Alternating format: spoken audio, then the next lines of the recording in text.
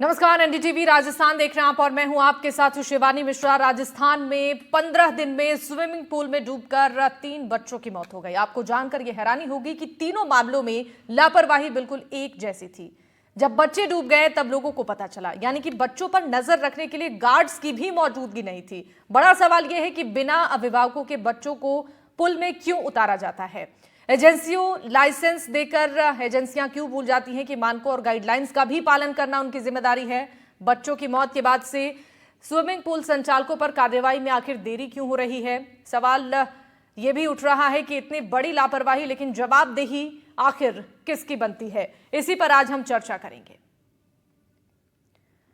तो 11 साल के एक बच्चे की जान अलवर के वाटर पार्क में डूबने से चली गई। वाटर पार्क में सुरक्षा के इंतजाम नहीं थे और पिछले 15 दिनों में 3 बच्चों की जान जा चुकी है।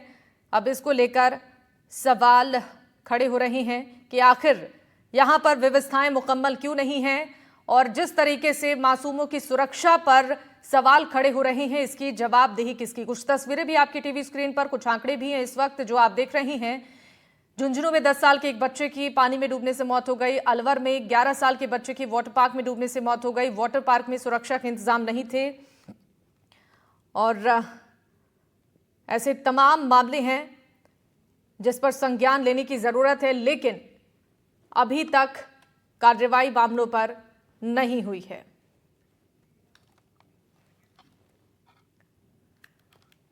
और चलिए इस पर चर्चा करेंगे। इसके लिए हमारे साथ कुछ खास मेहमान जुड़ेंगे, परिचय कराते हैं फिर हम चर्चा की शुरुआत करेंगे। हमारे साथ अभिजीत भट्टाचार्य जी जुड़ चुके हैं, स्विमिंग एक्सपर्ट हैं, फाउंडर एंड डायरेक्टर हैं स्विम मेट्रो के। बहुत स्वागत है सर। सीपी कटारिया हमारे साथ हैं, पूर्व निगम अधिकारी जोधपुर के हैं। बहुत स्वागत है आपका भी। हमारे साथ रुचि गर्ग हैं, डॉक्टर हैं, Yashoda super speciality hospital Kaushambi से, आपका भी बहुत स्वागत है। और हमारे साथ स्विमिंग कोच विजयश्री पहल हैं, farmer sports authority of India के कोच रही हैं। बहुत स्वागत है आपका भी। और शुरुआत मैं आपके साथ ही करना चाहूंगी। अभिजीत जी, देखिए जिस तरीके से बच्चों के स्विमिंग पूल में डूबने के मामले सामने आ रहे हैं, सबसे बड़ा सवाल यह है कि क्या वहां पर व्यवस्थाएं दुरुस्त नहीं है, सुरक्षा गार्ड्स की तैनाती नहीं है। एक बड़ी लापरवाही, जितने भी मामले सामने आए हैं बिल्कुल एक से ही मामले हैं और सेम लापरवाही, यानी कि हर जगह पर व्यवस्थाओं को दुरुस्त करने की अभी जरूरत है।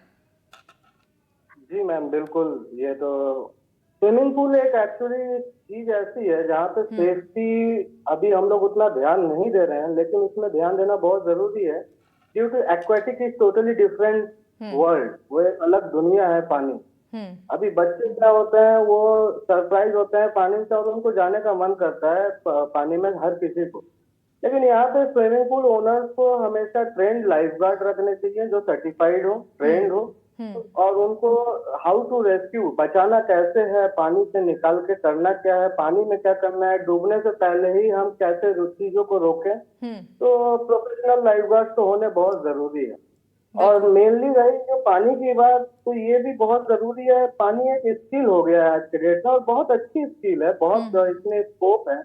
तो बच्चों को, घर घर के लोगों को और आपके न्यूज के माध्यम से मैं पूरे देश को यही बताना चाहूंगा, जो 5 साल के बाद स्विमिंग सिखाना जरूरी है जितना कि एजुकेशन जरूरी है। बिल्कुल, स्विमिंग इज वेरी इंपॉर्टेंट हर किसी के लिए।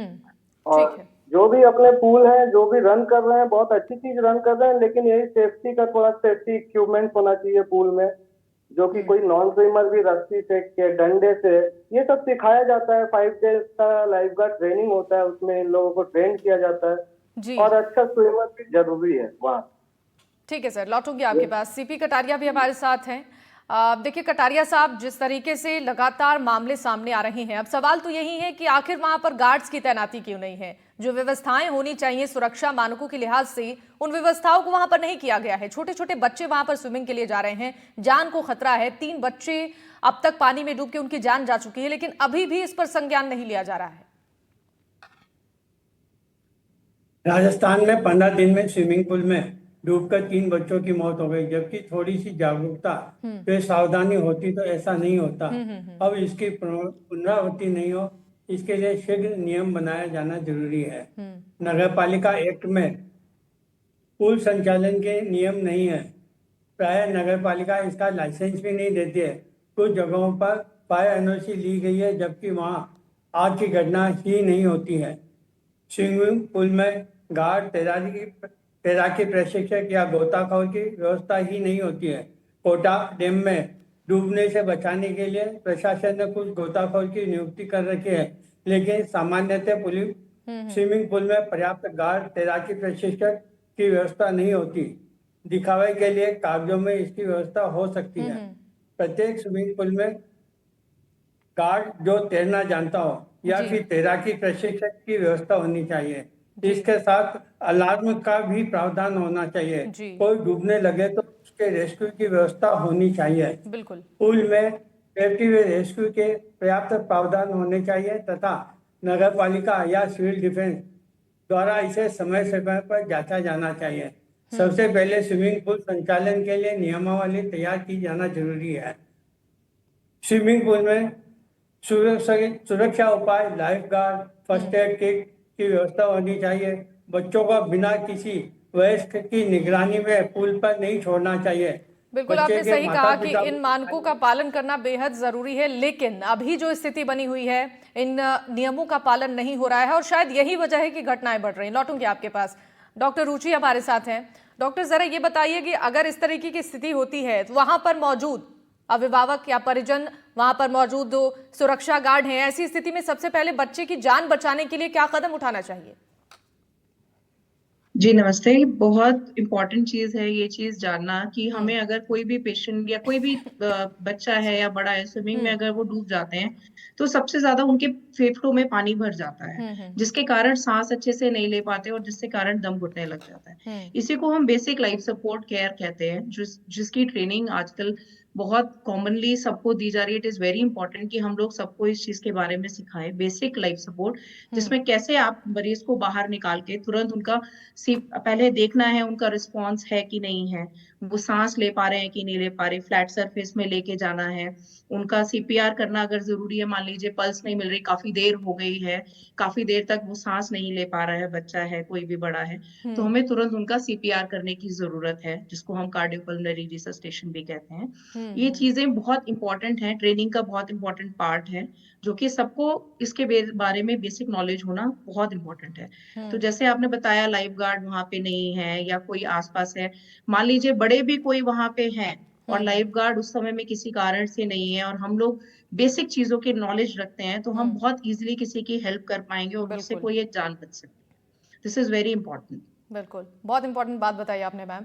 विजयश्री के पास चलते हैं।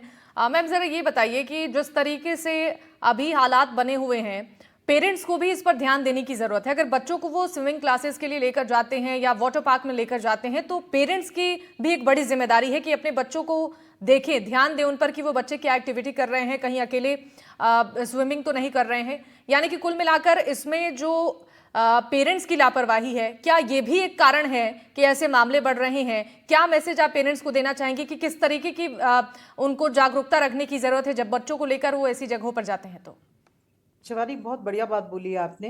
स्विमिंग पूल अथॉरिटीज की तो रिस्पॉन्सिबिलिटी बनती ही है, लेकिन पेरेंट्स की उनसे पहले बनती है। बिल्कुल। जब वो बच्चे को कहीं किसी पूल में रजिस्टर एनरोल करा रहे होते हैं, सबसे पहले उनको एक सवाल जो पूछना चाहिए कि आपके पास में सर्टिफाइड कोच और लाइफ गार्ड है या नहीं इस पूल पे।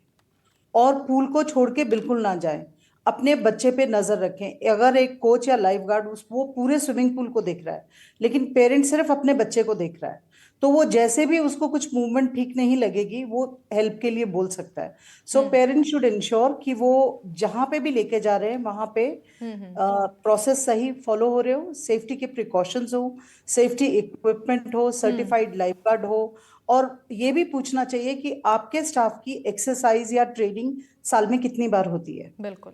अभी एक बार लाइफ गार्ड का ट्रेनिंग कर लिया और 10 साल हो गए हैं, बहुत चेंजेस आ जाते हैं। ये लाइफ गार्ड की जो जॉब है वो परफॉर्मिंग रोल है, मतलब कि आर्मी ऑफिसर्स के जैसे उनको हर रोज परफॉर्म करना चाहिए। जैसे आर्मी एक्सरसाइजेज होती हैं, वैसे ही लाइफ गार्ड और कोचेस की रेगुलर ट्रेनिंग होनी चाहिए, कंटिन्यूअस प्रोफेशनल डेवलपमेंट होना चाहिए। पेरेंट्स को ये सब चीजें जानने का हक है, उन्हें पूछना चाहिए।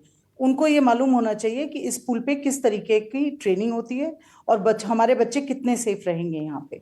So parents should make sure दूसरा, पेरेंट्स को भी अपने बच्चों को ये समझाना है कि जब तक कोच या लाइफ गार्ड ना हो, लाइफ गार्ड पूल पे ना हो और कोच जब तक परमिशन नहीं दे, पूल में नहीं जंप करना है। बहुत सारे बच्चे जंप कर जाते हैं, पेरेंट्स जल्दी के चक्कर में कि बच्चा जल्दी सीख जाएगा, वो बहुत सारी चीजों को इग्नोर कर देते हैं, नजरअंदाज कर देते हैं। बिल्कुल सही कहा तो आपने। पेरेंट्स के लिए please make sure that you choose the right swim school. जहां पे भी आप अपने बच्चे को स्विमिंग सिखा रहे हैं, आप इन सब चीजों का पहले ध्यान रखिए। पहले पूरा पुख्ता अपनी तसल्ली करिए, उसके बाद में अपना बच्चा वहां सौंपिए। बिल्कुल, ये बहुत इंपॉर्टेंट मैसेज आपने दिया है मैम, हर उस पेरेंट्स को जो अपने बच्चों को गर्मी की छुट्टियों में ऐसी जगहों पर लेकर जाते हैं, चाहे वाटर पार्क हो, चाहे स्विमिंग क्लासेस हो। एक बार फिर से चलते हैं अभिजीत जी के पास। अभिजीत जी, देखिए फिलहाल ऐसे मामलों को लेकर अब जांच पड़ताल और व्यवस्थाओं को दुरुस्त करने की तो ज़रूरत है ही, लेकिन हर वो पेरेंट्स जिनको ये बात जानने की ज़रूरत है कि क्या इंपॉर्टेंट सेफ्टी स्टेप्स होते हैं अगर आप बच्चे को पुल में उतारते हैं, क्या कुछ होने चाहिए सर मानक, और किन बातों की जानकारी परिजनों को अनिवार्य है? जी मैडम, बिल्कुल। पहली बात तो ये, जो हम अगर बच्चे को पूल में लेके जा रहे हैं तो जिम्मेदारी तो अपनी बनती है जो उसके ऊपर थोड़ा सा नजर रखा जाए। और जैसा कि विजयश्री मैम ने कहा, जो पहले तो हमें जाके हर चीजों का आइडिया लेना चाहिए, जो पूल में सेफ्टी इक्विपमेंट है कि नहीं, वैलिड लाइफ गार्ड है कि नहीं, वैलिड स्विमिंग कोच है कि नहीं। अगर सब कुछ है तो हम इजीली जा सकते हैं, क्योंकि लाइफ और डेथ का यहाँ पे मैटर हो जाता है। पानी में जाने दुख की दुनिया है, तुरंत दिक्कत हो जाती है। दिक्कत आने से पहले ही बचने का यही चीज है, जो ये सब चीजों का पता लगा के तभी हम कहीं जाए। और बच्चे ऐसे भी मैम, आफ्टर 5 ईयर्स हम अगर देखने जाए चीजों को, तो बच्चे कहीं ना कहीं से पानी से बहुत अट्रैक्ट होते हैं। तो घर का हमेशा हम ख्याल नहीं रख सकते, घर वाले भी, क्योंकि बहुत टाइम से देखा गया है, बहुत एजुकेटेड और टॉपर कैंडिडेट 2-3 दोस्त गए और ओपन वाटर में उनकी ड्राउनिंग हो जी। बस उनके पास एक स्किल नहीं था, उनके पास सारा कुछ था। They are top most educated candidate, but उनको स्विमिंग की स्किल नहीं थी। तो मैं तो यही बोलना चाहूंगा हर पेरेंट्स को, जो ये बहुत जरूरी चीज है, आप सिखाइए बच्चे को, नहीं तो 70% हमारे अर्थ में पानी भरा हुआ है, कभी भी मुलाकात हो सकती है। बिल्कुल। तो ये इसको एक स्किल के तौर से लिया जाए। और मतलब यही है अवेयरनेस, हम लोग जितना फैला सकते हैं चीजों को, क्योंकि बिल्कुल बहुत अच्छी चीज है, जितनी खूबसूरत है उतना रिस्क भी है बिल्कुल। पानी में। तो बहुत यही सही चीज कहा है जो आपने, जितना ये सबको खूबसूरत लगता है उतना खतरनाक भी, जानलेवा भी हो सकता है अगर ध्यान नहीं दिया जाता है तो। कटारिया साहब, आपसे ये जानना चाहेंगे, फिलहाल जिस तरीके से पूल के गाइडलाइंस का उल्लंघन हो रहा है, कई ऐसे मामले सामने आ गए हैं, लेकिन उन पर कार्रवाई क्यों नहीं हो रही है? जो संबंधित जिम्मेदार लोग हैं उन पर अब तक कोई एक्शन नहीं लिया गया है? अभी तक के जो मामले सामने आए हैं, क्यों इतनी बड़ी लापरवाही की जा रही है? राजस्थान नगर पालिका एक्ट के अंदर पूल संचालन के कोई नियम बने हुए नहीं है। जब नियम बने हुए नहीं है तो नगर पालिका या शहरी निकाय, नगर निगम तो कुछ कर नहीं सकती। इसके लिए उपखंड सिटी मजिस्ट्रेट को ही आगे होकर कोई कार्रवाई करनी चाहिए। नगर पालिका न तो लाइसेंस देती है और न कोई नियम बने हुए हैं। नगर पालिकाओं को, नगर निगमों को अपने नियम बनाने चाहिए। वो कई बार क्या, स्विमिंग पूल के अंदर बच्चा फिसल जाता है क्योंकि उसकी चार दीवारी, फर्श और दीवारें ब्रश से साफ नहीं होती, सिर्फ पानी से धो देते हैं, इसलिए स्लिप हो जाते हैं। दूसरा क्या, पानी का लेवल 7 से 8 pH लेवल ही होना चाहिए। कई बार क्लोरीन ज्यादा हो जाता है तो क्लोरीन से भी बच्चा बेहोश हो जाता है। ये सब कारणों पर भी ध्यान दिया जाना बहुत जरूरी है। बिल्कुल सही कहा आपने कि इन कारणों पर भी अगर ध्यान दिया जाता है तो राजस्थान में कई नियम बने हुए नहीं है। हाँ बिल्कुल बिल्कुल, जो कारण आपने बताए उन पर भी ध्यान देने की जरूरत है ऐसे मामलों को रोकने के लिए। डॉक्टर रुचि, ये जरा बताइए कि वहां पर जो पूल स्टाफ मौजूद होते हैं, क्या उनको CPR या फिर फर्स्ट एड के बारे में ट्रेनिंग या जानकारी जरूरी है, ताकि अगर इस तरीके की कोई घटना होती है तो तुरंत पहले बच्चे हो या फिर हर वर्ग के लोग जो ऐसी स्थिति में पड़ जाते हैं तो उन्हें इस स्थिति से निकालने के लिए क्या इसकी जानकारी होना अनिवार्य है? जी मैम, बिल्कुल। जैसे कि कोई भी पर्टिकुलर ट्रेनिंग के बहुत सारे पार्ट्स होते हैं, सिर्फ बच्चे को या किसी डूबते हुए को बाहर निकालना ही एक ट्रेनर का इम्पोर्टेंट पार्ट नहीं है। इनफैक्ट आगे जो फर्स्ट एड, जो हम अगर किसी भी हेल्पलाइन नंबर पे कॉल करें, उससे पहले जो एक बेसिक फर्स्ट एड हम किसी को दे सकते हैं, वो भी एक ट्रेनर का इम्पोर्टेंट एक्टिविटी है, पार्ट है, जो कि उसकी ट्रेनिंग में इंक्लूड होना ही चाहिए। और आई बिलीव ऐसा काफी एक्टिविटीज में होता भी होगा, बिकॉज आई हैव सीन कि बहुत सारी ऐसी जगह है जहाँ पे अच्छे फैसिलिटीज होती है, वहाँ पे ट्रेनर्स की रेगुलर ट्रेनिंग भी होती है, और उनको बाहर निकालना, प्राइमरी फर्स्ट एड देना, सीपीआर देना, ये सब उनके ट्रेनिंग के इंपॉर्टेंट एसेंशियल इससे पार्ट्स हैं, कभी जो कोई कि बात हो उनको तो उसको नॉलेज होना निकाल देते जरूरी है। हम्म। बहुत इंपॉर्टेंट एसेंशियल पार्ट है, क्योंकि जब तक कोई हमने किसी भी हेल्प के लिए कॉल किया हुआ है, जितना टाइम, मिनट्स और सेकंड्स, आर ब्रेन, अगर जितनी देर तक आप, ब्रेन इंजरी हमारी जो रहती है, बहुत देर तक जब तक हमारे ब्रेन में ब्लड सप्लाई नहीं रहता, उतनी देर तक वी आर लूजिंग न्यूरॉन्स। तो इसलिए बहुत इंपॉर्टेंट है कि हम इनिशियली वहां पे पेशेंट को इमीडिएटली सीपीआर दें। और that is why this is very important कि हम उनके ट्रेनर्स की एक्टिविटी में ये चीज अगर इंक्लूडेड नहीं है तो जरूर इंक्लूड करें, जिसकी बिल्कुल वजह से हम काफी जाने बचा पाए। बिल्कुल ठीक है, लौटूंगी आपके पास। एक बार विजयश्री जी के पास चलते हैं। मैम ज़रा ये बताइए कि जिस तरीके से ये लापरवाहियां हैं पूल संचालकों की तरफ से भी, क्योंकि यहाँ पर सेफ्टी मानकों के जो नियम हैं उस पर काम नहीं हो रहा है, ऐसे में ये ज़रा बताइए कि जो एजेंसियां लापरवाही कर रही हैं, क्या सख्त मॉनिटरिंग सिस्टम की अभी ज़रूरत है? और अगर ज़रूरत है, मामले बढ़ रहे हैं, तो इस पर काम क्यों नहीं हो रहा है? बड़ा सवाल ये है। अगर काम नहीं होता है तो फिर बच्चों की जान को खतरा है। बिल्कुल सही कह रहे हैं, स्ट्रिक्टनेस तो होनी चाहिए, कोई तो अकाउंटेबल होना चाहिए ये जो नहीं हो रहा है उसके लिए। अभी मुझे 30 साल हो गए इसी इंडस्ट्री में काम करते हुए, और मैं 20 साल यूके में काम करके आई हूँ।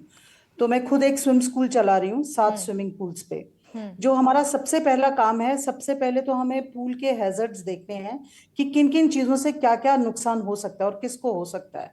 लाइफ गार्ड और कोचेस की ट्रेनिंग बराबर होनी चाहिए, और लाइफ गार्ड्स की ट्रेनिंग में ये फर्स्ट एड, सीपीआर सब कुछ इंक्लूडेड होता है। इसीलिए उनकी ट्रेनिंग हर 6 महीने में इंटरनली होनी चाहिए, और हर 2 साल में उनका लाइसेंस दोबारा रिन्यू होना चाहिए। हमारे कंट्री में क्या है कि बहुत सारी एजेंसीज हैं जो घर से अपने सर्टिफिकेट बनाना शुरू कर दिया है। कोई एक अथॉरिटी नहीं है, जैसे राजस्थान के लिए पूरे स्टेट के लिए एक अथॉरिटी होनी चाहिए कि भाई जब तक लाइसेंस यहाँ से नहीं इशू हुआ है लाइफ गार्ड को भी, तब तक वो लाइफ गार्ड परफॉर्म नहीं कर सकता ड्यूटी। और वो लाइफ गार्ड शैलो पूल के लिए है या डीप साइड के लिए है, वहां पे भी लाइफ गार्ड की जो स्किल्स हैं उनमें डिफरेंशिएशन हो जाता है। तो ये सारी चीजें होनी चाहिए, एसओपीज बराबर होनी चाहिए। जो फॉलो नहीं हो रही हैं, डेली चेक्स होने चाहिए। हर लाइफ गार्ड को, हर कोच को आते ही अपना रिस्क असेसमेंट चेक करना चाहिए। जो एक चेकलिस्ट होनी चाहिए वो चेक होनी चाहिए। अथॉरिटीज को ये देखना चाहिए, ऑडिट करना चाहिए कि इस पूल पे हो रही हैं या नहीं हो रही हैं, और जिस पूल पे नहीं हो रही हैं उनका लाइसेंस रद्द कर देना चाहिए। बिल्कुल। जब तक इतने स्ट्रिक्ट एक्शंस नहीं होंगे, कॉन्ट्रैक्टर्स नहीं इन चीजों को बहुत सीरियसली लेंगे। अभी क्या होता है, एक ड्राउनिंग होती है, कुछ पैसे ले दे के बात वहीं पे दब जाती है। लेकिन हम ये नहीं समझ रहे कि स्विमिंग जरूरी है बच्चों को। स्विमिंग सीखना is the first layer of safety. जब तक बच्चा स्विमिंग नहीं सीखेगा उसे पता ही नहीं होगा उसे करना क्या है। So we should have proper parent education, staff education. Pool पे जो भी एम्प्लॉयड है, चाहे वो फ्रंट डेस्क पे बैठता है, उसको भी सीपीआर आना चाहिए। Very nicely the doctor said everybody should know that, जो जो वहां पे इन्वॉल्व है। क्योंकि एक्सीडेंट बता के नहीं होते, डूबते हुए हिंदी फिल्म के जैसे बचाओ बचाओ का टाइम नहीं होता है। It happens in mistakes with children specially. तो बहुत सारी चीजें हैं जो पूरी प्रॉपर चेकलिस्ट, एसओपी होनी चाहिए, वो फॉलो नहीं हो रही है तो बहुत स्ट्रिक्ट एक्शंस होने चाहिए। अभी हर एजेंसी, हर अथॉरिटी अपने हाथ धोने में तैयार होती है कि हमें ये नहीं करना होता, हमें वो नहीं करना होता, लेकिन उस बच्चे के पेरेंट्स से पूछो, उन्होंने तो सब कुछ खो दिया है। बिल्कुल। तो we should be very very strict. I think the authorities should be very strict on this. बिल्कुल सही कहा मैम आपने। अभिजीत जी देखिए, फिलहाल जिस तरीके से लोगों में जागरूकता की कमी है, कई पेरेंट्स को जानकारी नहीं है, ना ही ऐसी जगहों पर जब पेरेंट्स जाते हैं तो वहाँ पर जो सेफ्टी स्टैंडर्ड्स हैं उसके बारे में किसी को जानकारी है, तो ऐसे में जागरूकता का अभाव जो है उसका कितना असर पड़ रहा है और कितना ज़रूरी है कि लोगों को जागरूक किया जाए, पेरेंट्स को जागरूक किया जाए, जो स्टाफ वहाँ पर काम कर रहे हैं उन्हें सेफ्टी स्टैंडर्ड्स के बारे में जानकारी हो। जी मैम अगर हम इंडिया का डाटा देखें तो 1 ईयर में जो हम ड्राउनिंग देखेंगे वो काफी है। और जैसे कि रोड एक्सीडेंट्स हैं और अपना ड्राउनिंग।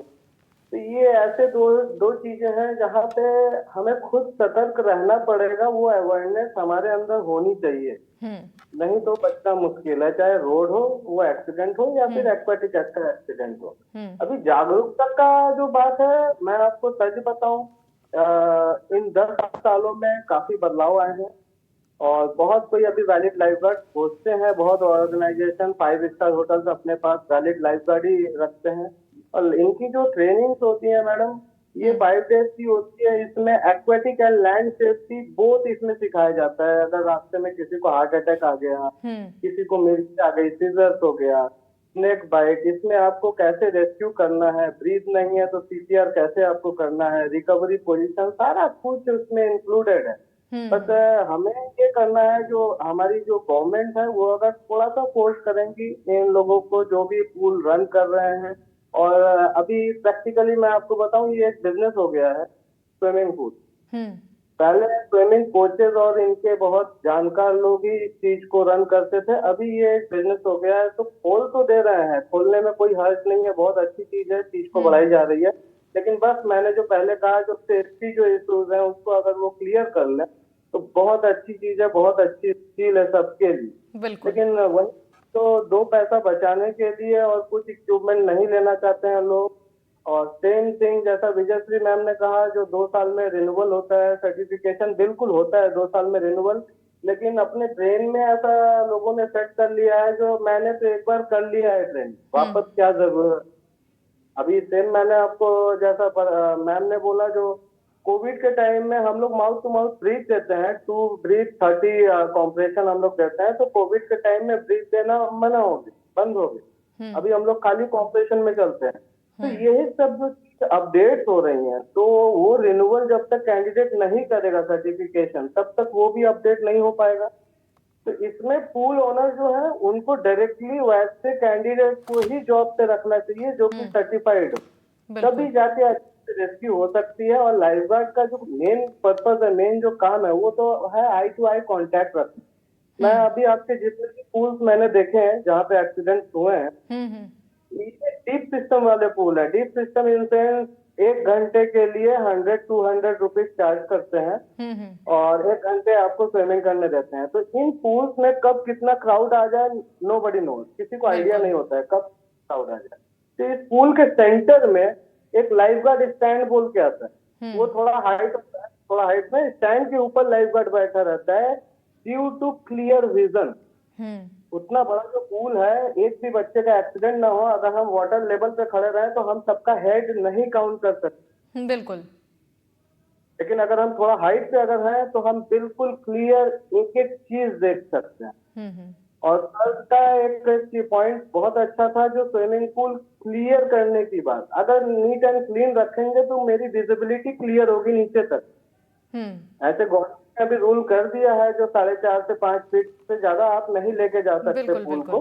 फिर भी कई जगह पे है, डीप है, तो जहाँ पे है तो वहाँ पे आप प्रॉपर सर्टिफाइड लाइफ गार्ड रखिए और इन सब सेफ्टी चीजों का बिल्कुल इन बातों का ध्यान रखने की बहुत ज़रूरत है। बहुत ही इंपॉर्टेंट बात आपने बताई है। कटारिया साहब, देखिए अभी जो एजेंसियां हैं उन पर सवाल खड़े हो रहे हैं कि आखिर जो नियम है उसका पालन नहीं हो रहा है, तो कब इन पर ध्यान दिया जाएगा, कब इन समस्याओं का समाधान होगा? क्योंकि अगर इस पर काम नहीं होगा तो परेशानियां लोगों की बढ़ सकती है, चाहे वो बच्चे हैं या हर वर्ग के लोग, जो भी स्विमिंग के लिए जाते हैं, जो भी वाटर पार्क जाते हैं, उन्हें मुसीबत है। नियमों की पालना होना बहुत जरूरी है। ये जब तक कोई सिटी मजिस्ट्रेट या कोई मजिस्ट्रेट लेवल पर जब तक कोई जांच नहीं करेगा तो उसका प्रभाव भी स्विमिंग पूल वाले पे नहीं पड़ेगा। इसलिए कोई ना कोई सख्त कार्रवाई की जाना बहुत जरूरी है। सबसे पहले तो इसकी जांच की जानी चाहिए। जांच में बहुत सारे बिंदु हैं, जिसके अंदर ब्रशिंग का है, क्लोरीन का है, साफ सफाई का है, अलार्म का। इसके साथ साथ एक किसी सार्वजनिक संस्था को इनके पब्लिक को जागरूक करने के लिए अभियान चलाना चाहिए, चाहे भले वो पैम्पलेट के माध्यम से हो, इंटरव्यू के माध्यम से हो, जिससे क्या पेरेंट्स जागरूक रहेंगे तो स्विमिंग पूल वाले भी सारे नियमों की पालना जरूर करवाएंगे। बिल्कुल ठीक है। डॉक्टर रुचि, आपसे ज़रा जानना चाहेंगे, जो भी इस वक्त पेरेंट्स हमें सुन रहे हैं या फिर हर वर्ग के लोग जो स्विमिंग के लिए जाते हैं, जो वाटर पार्क जाते हैं, क्या उनको इंपॉर्टेंट टिप्स आप देना चाहेंगे? किन किन मानकों का, किन किन बातों का ध्यान रखने की ज़रूरत है अगर वो ऐसी जगहों पर जाते हैं तो अपनी सेफ्टी के लिए? देखिए, जैसे मैम ने बताया हुआ है, हमें बहुत सारी चीज़ों की सेफ्टी की रिक्वायरमेंट है। जैसे कि नज़र रखना सबसे इम्पोर्टेंट है कि पेरेंट्स को अपने बच्चों को अपने सामने रखना बहुत ज़रूरी है। चाहे वो सीखने जा रहे हैं या वो किसी तरह से किसी वाटर पार्क में एन्जॉय करने जा रहे हैं। वन टू वन जो केयर है वो एक पेरेंट ही दे सकता है, बिल्कुल। कोई और नहीं, क्योंकि उनके पास और बहुत सारे लोग हैं जिन पे उन्हें नज़र रखनी है। सो सबसे इम्पोर्टेंट तो उनकी सबसे अपनी प्रेज़ेंस है। दूसरी चीज़ उनकी अपनी अवेयरनेस, जैसे हमने अभी आज सीखा कि बहुत सारी चीज़ें हैं कि वहाँ पे उन्होंने गार्ड्स रखे हैं कि नहीं रखे हैं, या वो पूल का क्लोरीन कंटेंट कैसा है, या वो जाने के लिए वहाँ पे स्लिपरी फ्लोर तो नहीं है। अगर स्लिपरी फ्लोर है तो हम उसमें किस तरीके के फुटवियर्स वगैरह अगर साइड में यूज़ करना है, बिल्कुल। या उसको चीज़ों को यूज़ करना, वो सब चीज़ें इम्पोर्टेंट हैं। तो हम और सबसे इम्पोर्टेंट है हमारी खुद की अवेयरनेस और अपनी खुद की ट्रेनिंग, जिसकी वजह से हम किसी बिल्कुल। अपने की या किसी दूसरे की जान बचा सकते हैं। बिल्कुल बीइंग अ सही कहा डॉक्टर हम आपने। लोग अपनी इन तरफ सभी से बातों का अगर ध्यान पेरेंट्स रखे, बच्चे रखे या हर वर्ग के लोग जो इन जगहों पर जाते हैं स्विमिंग का आनंद लेने के लिए, वाटर पार्क में एंजॉय करने के लिए, तो ये सारी बातें अगर वो ध्यान में रखते हैं तो अपने सेफ्टी के लिए बहुत ज़्यादा इंपॉर्टेंट होगा और ऐसे मामलों पर रोक लगेगी। आप सभी मेहमानों का बहुत शुक्रिया हमारे साथ इस खास चर्चा में शामिल होने के लिए। और इसी के साथ इस चर्चा में फिलहाल के लिए बस इतना ही। बाकी खबरों के लिए आप देखते रहिए NDTV राजस्थान। नमस्कार।